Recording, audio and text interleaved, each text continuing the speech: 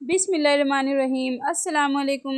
आज मैं आपके साथ शेयर करने वाली हूँ बहुत ही खूबसूरत से टॉप की कटिंग एंड स्टिचिंग। ये फ़्रॉक स्टाइल टॉप है और इसके साथ मैंने ए शेप में प्लाजो तैयार किया है। इसकी फुल डिटेलिंग वीडियो देखने के लिए वीडियो में एंड तक बने रहें। So welcome back to my YouTube channel and welcome back to my another video.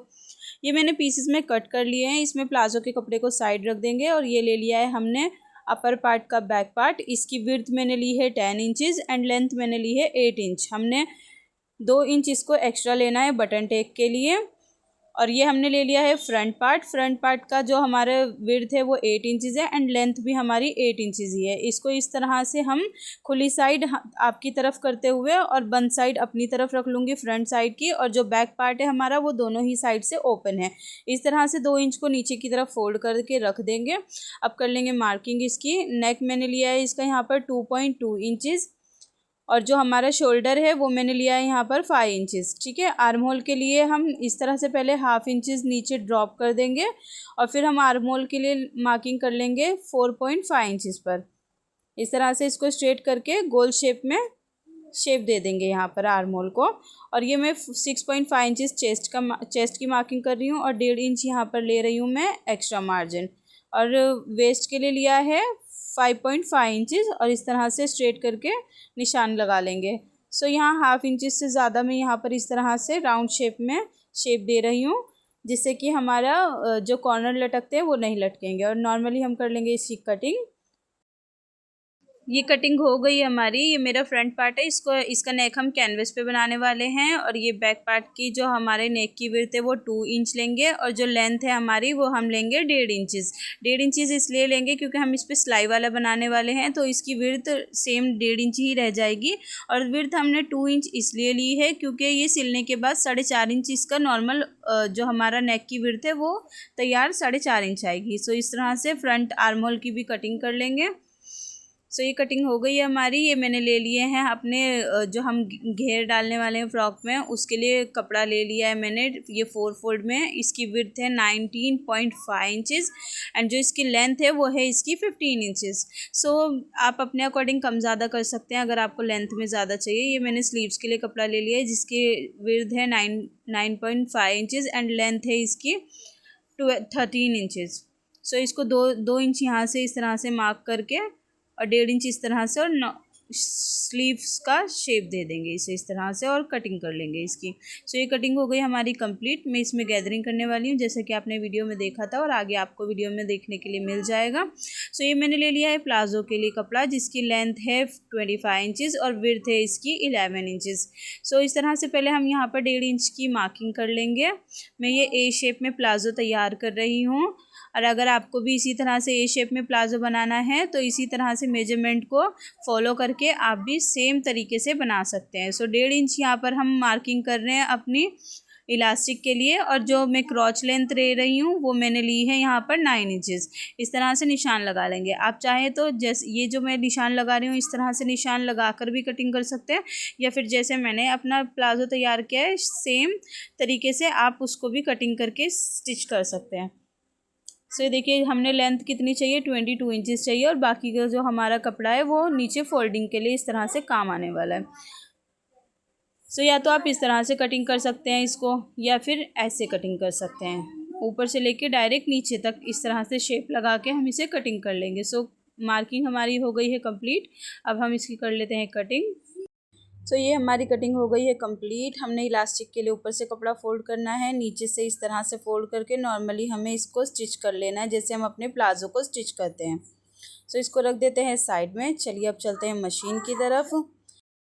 सो ये मैंने ले लिया है फ्रंट नेक जिसको मैंने अपनी कैनवस पेपर पर तैयार कर लिया है, जिसकी विड्थ मैंने ली है 4.5 इंच और लेंथ मैंने ली है 3.5 इंच। हाफ इंच हमारा सिलाई मार्जिन में चला जाएगा तो ये तैयार 3 इंचज़ हमारा नेक रह जाएगा।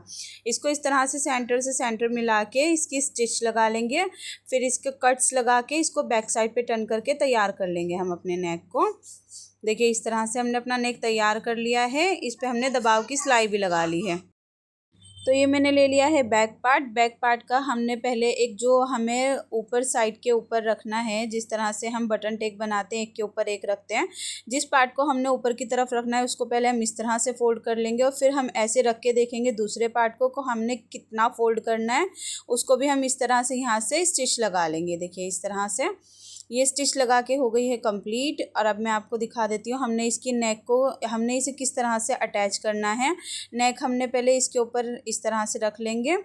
इसको रखने के बाद हम अपने नेक की मार्किंग कर लेंगे कि हमने अपना नेक कितना खुला चाहिए। पहले उसके अकॉर्डिंग हम इसके बटन टैग को बंद करेंगे। सो ये अभी तैयार ही नहीं हुआ है तो 4.5 इंच आ रहा है, हमने तैयार इसको 4.5 इंचज़ रखना है। सो देखिए इस तरह से 4 इंचज़ इसकी विड्थ हो गई है।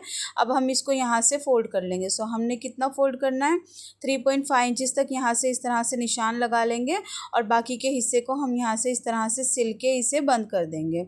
सो देखिए इस तरह से बहुत ही खूबसूरती के साथ और सफाई के साथ हमारा ये नेक भी तैयार हो जाता है। डीप नेक जो हम बटन टेक तैयार करते हैं बहुत ही खूबसूरत लगता है और इनविजिबल तरीके से ये तैयार हो जाता है, कहीं से भी धागे विजिबल नहीं होते। सो देखिए ये हो गई हमारी कंप्लीट। अब हम इसके नेक को फिनिश कर लेंगे, जिसके लिए मैंने तिरछी पट्टी ली है 1.5 इंच चौड़ी और लंबाई हमारे नेक के अकॉर्डिंग ही रहेगी। इसमें इस तरह से सिलाई लगा के कट्स लगा के बैक साइड पर फोल्ड कर दिया है मैंने। अब हम इसको नेक, हमने इसको फिनिशिंग अभी देनी बाकी है। पहले हम इस तरह से नेक अटैच कर लेंगे एक के ऊपर एक रखते हुए। देखिए इस तरह से बैक साइड की पट्टी को फ्रंट साइड तक फोल्ड करेंगे। देखिए इस तरह से बैक साइड की पट्टी को फ्रंट पे इस तरह से फोल्ड करके एक और डबल स्टिच लगा के इसे तैयार कर लेंगे हमारे नेक को। इस तरह से हमारा नेक इनविजिबल तरीके से तैयार हो जाता है और एजेस भी नहीं दिखते हैं यहाँ से। सो ये देखिए कितनी फिनिशिंग के साथ हमारा नेक तैयार हो गया है। अब हम इस पर एक टॉप स्टिच लगा लेंगे इसकी फिनिशिंग के लिए और उसके बाद हम इस पर तुरपाई कर लेंगे। हम इसको हैंड स्टिच कर लेंगे। ठीक है, ये देखिए यहाँ से हमने अभी इसको स्टिच नहीं किया है, हैंड स्टिच कर लेंगे। सो ये हो गया हमारा तैयार। अब हम इसका कर लेंगे सेंटर मार्क कर लेंगे हम इस तरह से। मैं थोड़े धीरे हल्के हल्के निशान लगा रही हूँ ताकि कम विजिबल हो। आई होप आपको अच्छे से समझ में आ रहा हो। अगर आपको कुछ समझ में नहीं आ रहा हो तो आप मुझे कमेंट करके पूछ सकते हैं, मैं इंशाल्लाह ज़रूर आपके कमेंट्स का रिप्लाई करूँगी। सो देखिए यहाँ से नेक से हमने 1-1 इंच पर इस तरह से निशान लगा लेना और यहाँ से भी सेंटर करके 3 इंचज़ पर दोनों ही साइड पर इस तरह से निशान लगा के इनको विजिबल दिखा रही हूँ मैं आपको। देखिए इस तरह से डार्क कर लिया है। ये मैंने ले ली है फ्रिल के लिए पट्टी, जिसकी विड्थ मैंने ली है 15 इंचज़ और लेंथ मैंने ली है 3 इंचज़। ये 4 फोल्ड में है, 4 फोल्ड में इसकी विड्थ है। सो इसको इस तरह से गोलाई में कट कर लेंगे हम पहले। और इसको यहाँ से कट करने के बाद हमने क्या करना है, जो गोलाई वाली साइड है उस तरफ से हम इसको डबल करके फोल्ड कर लेंगे। देखिए इस तरह से पहले हम एक सिंगल सिलाई लगाएंगे। एक सिंगल सिलाई लगा के फिर हम जब दूसरी सिलाई लगाते हैं तब ज़्यादा फिनिशिंग के साथ हमारी पट्टी तैयार हो जाती है। सो देखिए ये हमने लगा लिया यहाँ पर सिलाई। अब यहाँ बड़ा टाँका करके हम इसमें गैदरिंग डालेंगे। तो मैं आगे आपके साथ शेयर करने वाली हूँ बहुत ही अच्छी सी एक टिप। वीडियो में एंड तक ज़रूर बने रहें कि आप किस तरीके से एकदम आसान स्टेप के साथ अपने प्लेट्स डाल सकते हैं, गैदरिंग डाल सकते हैं अपने घेर वाले कपड़े में। सो इस तरह से देखिए बहुत ज़्यादा दिक्कत आती है, फिर हमने एक धागा पकड़ के खींचना होता है तो इस तरह से क्या होता है आगे पीछे हो जाता है। पर मैं आपके साथ बहुत ही अच्छी सी एक टिप्स शेयर करने वाली हूँ आगे चल के। सो ये देखिए हमारी रफ़ल तैयार हो गई थी। एक मैंने अटैच भी कर लिया। ये मैं आपको दूसरा तरीका बताने वाली हूँ अटैच करने के लिए। ये भी बहुत आसान तरीका है, आप इसको फॉलो करके किसी भी तरह से एक अच्छी से अच्छी रफ़ल अटैच कर सकते हैं। देखिए जहाँ हमने निशान लगाया था वहाँ पर हमने इस तरह से अपनी रफ़ल की जो हमने स्टिचिंग लगाते समय रफ़ल तैयार की थी उसी स्टिचिंग पर हमने एक और स्टिच लगा लेना है इस तरह से। देखिए और जितना भी एक्स्ट्रा रफ़ल का कपड़ा है पहले इस तरीके से इसको कट कर देंगे। ये बहुत ही अच्छी टेक्निक है। इस तरह से आपको आई होप किसी ने समझाया नहीं होगा जिस तरीके से मैं आपको इस वीडियो में समझाने वाली हूँ। देखिए इसको बैक साइड पर कपड़े को फोल्ड करके हम इस तरह से स्टिच लगा लेंगे। इससे इनविजिबल तरीके से हमारी रफ़ल अटैच हो जाएगी और एजेस भी क्लीन हो जाएंगे सारे इसके। सो देखिए इस तरह से हमने इस पर पूरे में सिलाई लगा ली है। ये देखिए कितनी खूबसूरती से और फिनिशिंग के साथ तैयार हो गई है। अब एक टॉप स्टिच लगा लेंगे, मार्जिन हम राइट साइड पर करते हुए अपने। देखिए इस तरह से पूरे में एक टॉप स्टिच लगा लेंगे इससे बहुत ही आसानी के साथ हमारी रफ़ल एक ही साइड पर रहेगी, दूसरी साइड पर बार बार टर्न नहीं होगी। सो मैं माफ़ी चाहती हूँ, मेरा मोबाइल बहुत ज़्यादा हिल रहा था, इसलिए शायद आपको समझ में नहीं आ रहा होगा। अगर आपको कुछ भी समझ में नहीं आ रहा है तो आप मुझसे कमेंट करके पूछिएगा, मैं ज़रूर आपके कमेंट्स का रिप्लाई करूँगी। सो देखिए रफ़ल लगाकर हो गया है कंप्लीट हमारा, ये स्टेप हमारा हो गया कंप्लीट। देखिए कितनी फिनिशिंग के साथ और कितना अच्छे से हमारी रफ़ल अटैच हो गई और दोनों ही साइड पर इक्वली मार्जिन आया है हमारा। सो इस तरह से फिनिशिंग से आप भी काम कर सकते हैं स्टेप को फॉलो करते हुए। सो ये देखिए हमने अपनी स्लीव्स में 2 इंच एक्स्ट्रा कपड़ा लिया था, तो हमने उसको 2 इंच को इस तरह से फ़ोल्ड कर लेना है।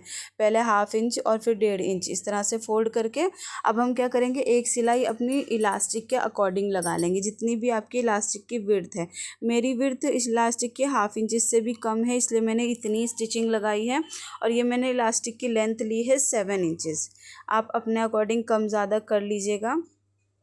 इस तरह से इसको स्टिच लगा लेंगे। ये देखिए यहाँ से भी पक्का कर लेंगे, इसको फोल्ड कर देंगे। ये हो गई है तैयार। अब हम यहाँ पर 5 इंच निशान लगाएंगे शोल्डर के नीचे की साइड से और इस तरह से नोच लगा देंगे। नोच लगा के यहाँ पर बड़ा टाँका करके हम इसके अंदर भी अपना रफ़ल ऐड कर लेंगे, मीन्स गैदरिंग ऐड कर लेंगे। आप चाहे तो यहाँ पर प्लीट्स भी ऐड कर सकते हैं। फिर छोटा टाँका करके इसको पक्का कर लेंगे, जिससे कि हमारा टाँका इधर उधर नहीं होगा। सो ये दोनों स्लीव्स हो गई है हमारी तैयार। अब हम इसको कर लेंगे अपने अपर पार्ट के साथ अटैच। देखिए इस तरीके से कम ज़्यादा होगी तो हम यहाँ पर भी थोड़ी सी गैदरिंग अटैच कर देंगे इसके साथ में। आपने बस ख्याल रखना है कि जितनी भी गैदरिंग है सब हमारे स्लीव्स के मिडल में ही आए। देखिए इस तरह से थोड़ा सा कपड़ा बड़ा पड़ रहा था तो मैंने यहाँ पर भी इसमें थोड़ी सी गैदरिंग ऐड कर दी थी। तो देखिए इसी तरह से हमारी दोनों ही स्लीव्स लगा के हो गई है तैयार। सो अब मैं दिखा देती हूँ आपको हमारा जो घेर वाला पार्ट है, मैं उसके अंदर किस तरह से रफ़ल ऐड करने वाली हूँ। ये एक बहुत ही अच्छी टेक्निक है, आप इसको अच्छे से देखिएगा, अच्छे से समझिएगा। कुछ भी आपको करने की ज़रूरत नहीं है, धागा खींचना नहीं है, कुछ नहीं करना है। पहले हमने अपना नॉर्मल बखिया रखना है, मतलब नॉर्मल स्टिच रहती है जो हमारी कम से कम, वो रखनी है। फिर हमने क्या करना है, फुल टाँका करके इस तरह से एक सिलाई लगा लेनी है। फुल टाँका करके हम इस तरह से सिलाई लगाएंगे ना तो हमारी जो रफ़ल है ना खुद ब खुद ही ऐड होती चली जाएगी। फिर हम क्या करेंगे, वापस से बारीक बखिया करेंगे, छोटा टाँका करेंगे अपना और इस तरह से इसको जमाने के लिए एक स्टिच और लगा देंगे, जिससे क्या होगा ना, जो इतनी भी हमने गैदरिंग की है वो इधर से उधर नहीं जाने वाली है। सो दोनों ही पार्ट्स इस तरह से तैयार कर लिए। अब इनको हम अटैच कर लेंगे अपने अपर पार्ट के साथ। सो आई होप आपको अगर मेरी वीडियो अच्छी लग रही होगी तो मेरी वीडियो को प्लीज़ लाइक करें। आपके एक लाइक से हमें मोटिवेशन मिलता है। एंड अगर आप चैनल पे न्यू हैं तो मेरे चैनल पर विज़िट करें। वीडियोस अच्छी लगे तो चैनल को सब्सक्राइब करें एंड शेयर ज़रूर करें। अगर आपके घर में भी कोई इसी तरह से छोटे बच्चों के कपड़े सिलना पसंद करता है तो मेरी वीडियो को शेयर भी करें। तो देखिए मैंने आस्तीन का जो खुला हिस्सा रखना था, मुझे आस्तीन की गोलाई जो रखनी थी वो मुझे 3 इंचज़ रखनी थी। बाकी जितना हमने अपने मार्जिन के लिए ऐड किया था 1.5 इंच, उतना ही हमने अपनी सिलाई में इसको ले लेना है। सिलाई लगा लेनी है दोनों ही साइड पर इक्वल तरीके से। एंड हमने नीचे का दामन भी इस तरह से फ़ोल्ड कर लेना है, अपने घेरा भी इस तरह से फ़ोल्ड कर लेना है।